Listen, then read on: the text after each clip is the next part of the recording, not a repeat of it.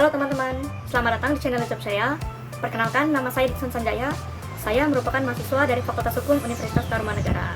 Nah, pada kesempatan kali ini, saya mau menjelaskan hal-hal terkait dengan isu-isu seputar hukum pidana.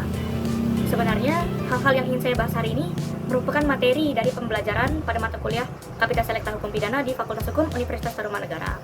Kapita Selekta Pidana itu sendiri merupakan kumpulan dari materi-materi hukum pidana yang disesuaikan dengan kebutuhan perkuliahan. Nah, pada kesempatan kali ini, saya mau membahas hal-hal mengenai bagaimana kebijakan pengamanan lapas di Indonesia dan bagaimana kebijakan dan pengaturan hukuman mati di Indonesia.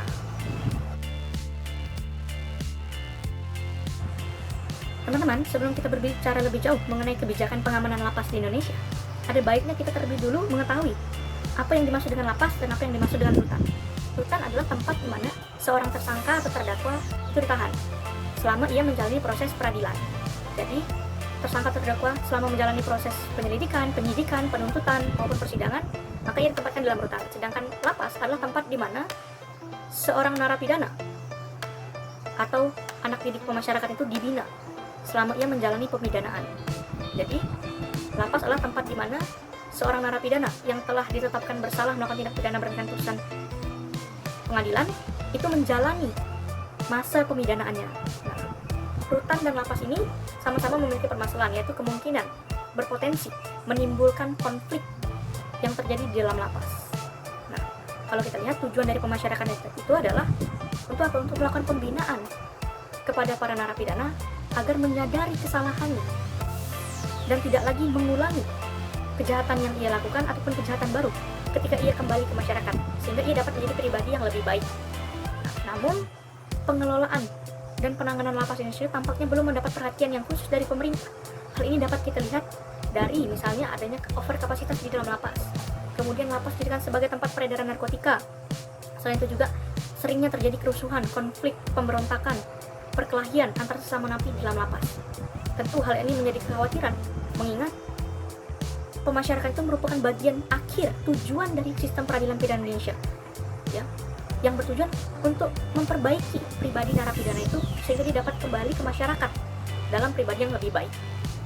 Oleh karena itu di sini diperlukan peran dari institusi pemasyarakatan untuk menciptakan keamanan dan ketertiban di dalam lapas. Bagaimana mungkin tujuan pemasyarakatan itu dapat tercapai apabila di dalam lapas itu sering terjadi pemberontakan, perkelahian, kerusuhan dan lain sebagainya.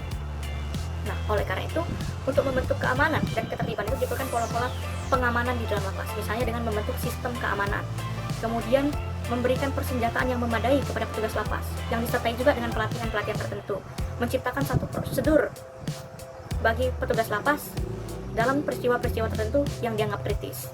Selain itu juga diperlukan adanya mekanisme kompensasi dan sanksi maupun reward yang pantas bagi para petugas lapas.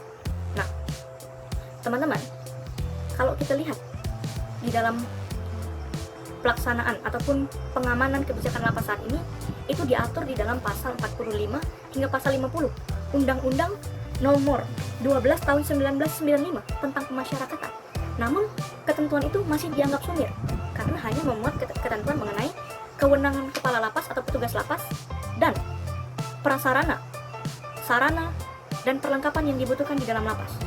Tentu hal ini dirasakan tidak sebanding dengan risiko yang dihadapi oleh petugas lapas, di mana petugas lapas berhadapan dengan pemberontakan, kerusuhan, kemudian penyerangan di luar lapas, maupun pemerasan, ataupun penawanan petugas lapas sendiri oleh narapidana. Hal ini tentu disebabkan oleh banyak faktor, misalnya political will yang rendah dari pemerintah, karena tidak hanya keseriusan untuk membangun sistem keamanan di dalam lapas. Nah, hal ini tentu harus mendapatkan perhatian, mengingat lapas itu merupakan bagian dari sistem peradilan pidana di Indonesia. Selain itu juga risiko yang tidak sebanding dengan kesejahteraan petugas lapas, sistem persenjataan yang tidak memadai, itu juga menjadi perhatian. Kemudian jumlah petugas lapas dan kualitas petugas lapas yang masih rendah. Selain itu juga keterbatasan moda komunikasi. Nah, hal-hal inilah tentu harus mendapatkan perhatian dari pemerintah. Selain itu masalah yang dihadapi dalam sistem peradilan pidana di Indonesia adalah mengenai budaya ataupun sistem sosial pemidanaan, di mana sistem sosial pemidanaan saat ini lebih mendukung bagi narapidana untuk memperdalam dan mempelajari pola-pola kriminalitas. serta sangat tidak mendukung dan mengancam narapidana yang masih memiliki loyalitas dalam dunia non-kriminal. Sejalan dengan itu, Profesor Romli Atmasasmita juga menyatakan bahwa apabila seseorang telah dipidana, maka ia cenderung akan menganut nilai-nilai yang akan menghambat dia dalam melakukan resosialisasi ke dalam masyarakat atau reintegrasi ke masyarakat.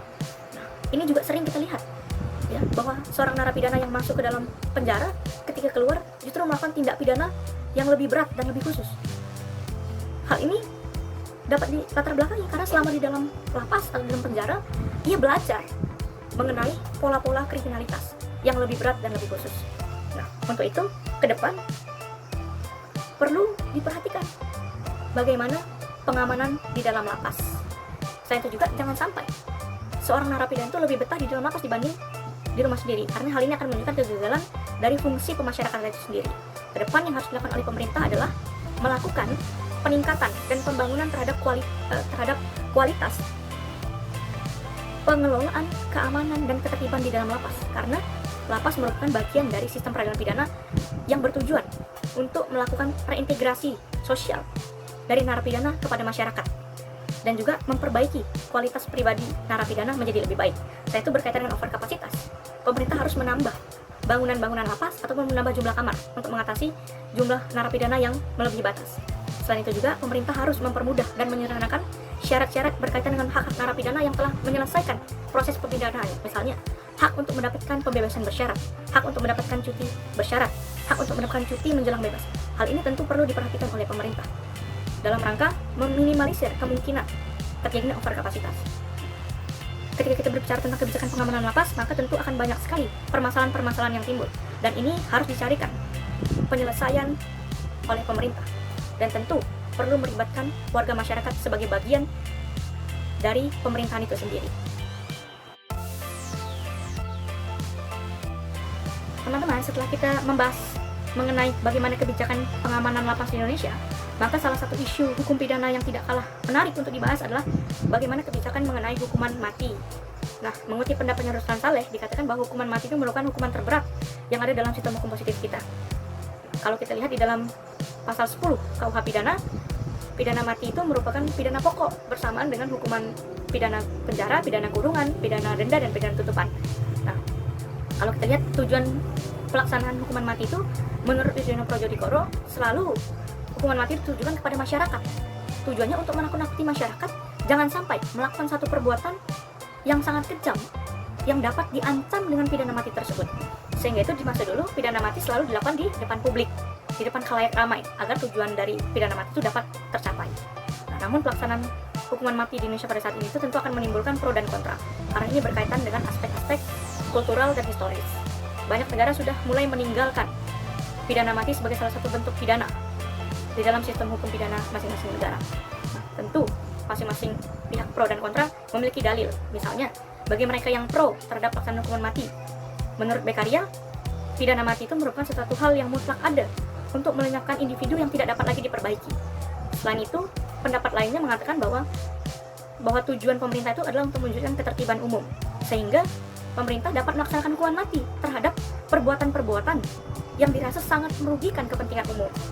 Selain itu juga ada pendapat yang mengatakan bahwa hukuman pidana mati itu merupakan hukuman yang paling efektif karena dapat langsung dirasakan oleh pelaku pidananya. Nah, namun itu mendapat tentangan tentunya dari tim atau dari pihak yang kontra terhadap hukuman mati, bahwa ia mengatakan pelaksanaan hukuman mati itu tentu akan bersifat kontrasosial, bahwa hak untuk hidup setiap manusia tidak dapat dihilangkan dengan sesuatu yang legal. Tentu hal ini dapat dipengaruhi oleh pandangan-pandangan dan pemikiran-pemikiran yang sifatnya religius. Nah, di samping itu juga pihak yang kontra menyatakan bahwa apabila seseorang diputus oleh pengadilan dengan hukuman mati, namun kemudian putusan tersebut keliru atau salah, maka hal tersebut tidak dapat diperbaiki lagi, mengingat pihak yang dijatuhi putusan tersebut telah dihukum mati. Nah, tentu hal ini menjadi pertimbangan masing-masing negara untuk memberlakukan atau tidak memberlakukan hukuman pidana mati. Namun, kalau kita lihat di Indonesia, terdapat sejumlah ketentuan baik dalam KUHP maupun di luar KUHP yang mengatur mengenai hukuman pidana mati. Misalnya saja di dalam KUH pidana kita diatur hukuman mati terhadap perbuatan makar terhadap kepala negara ataupun perbuatan makar terhadap presiden dan wakil presiden. Kemudian membujuk negara asing untuk berperang atau membantu musuh pada saat berperang, itu diancam dengan pidana mati. Selain itu, perbuatan yang diancam dengan pidana mati lainnya adalah pembunuhan berencana dan pencurian dengan kekerasan. Nah, kedua perbuatan itu juga diancam dengan pidana mati.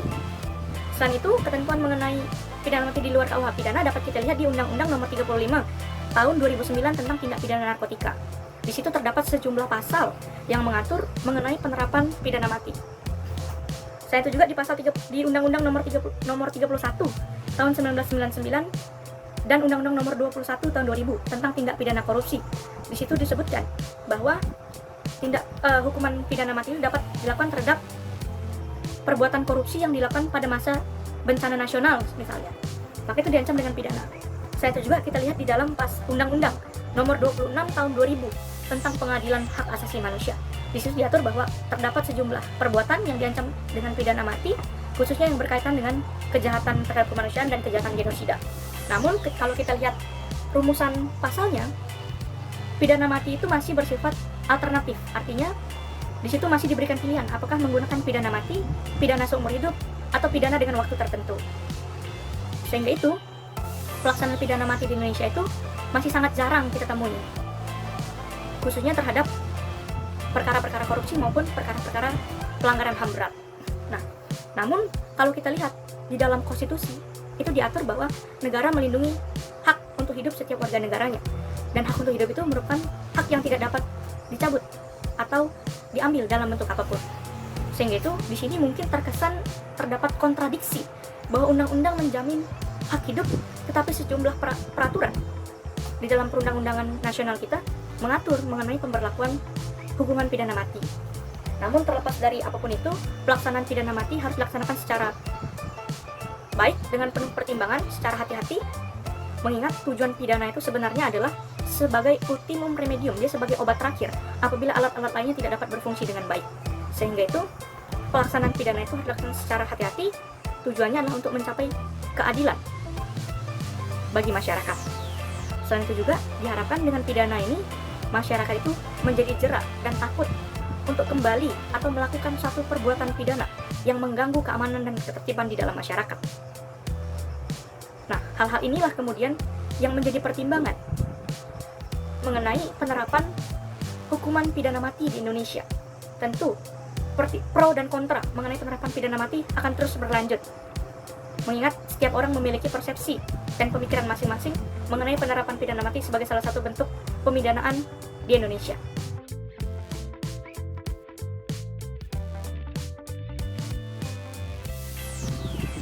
Nah, itu dia tadi berbagai kebijakan dan pengaturan mengenai pengamanan lapas di Indonesia, penerapan pidana mati, dan penerapan sanksi pidana administratif.